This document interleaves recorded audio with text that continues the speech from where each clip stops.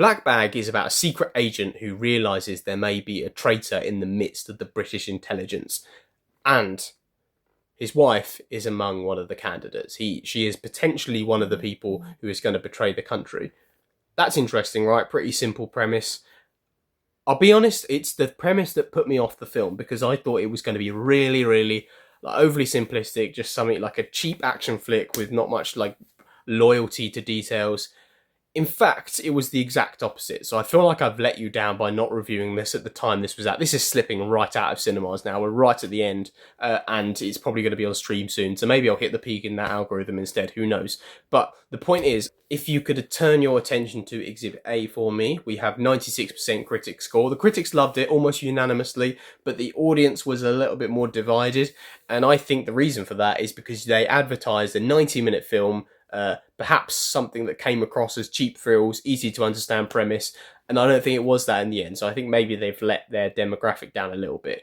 In fact, I found it quite convoluted. I think I missed bits either through, if I blanked out for a second, like the dialogue, it didn't wait for me, and a lot of the terms that it used were very much the, well, I would guess the terminology they would use. They didn't like make it sound all simple for you.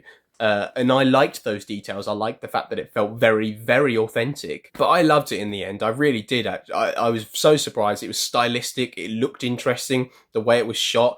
The pacing was very different. There's a real danger I'm going to lose you here talking like this. But what I mean by pacing is you didn't know how long a scene was going to last. You didn't know if it was going to be 60 seconds or 10 minutes. Like, it just was one of those films that just subverted expectations at every corner. And for critics and people who watch a lot of films, that's so appreciated. And it's very hard to describe as well, which makes my job quite difficult.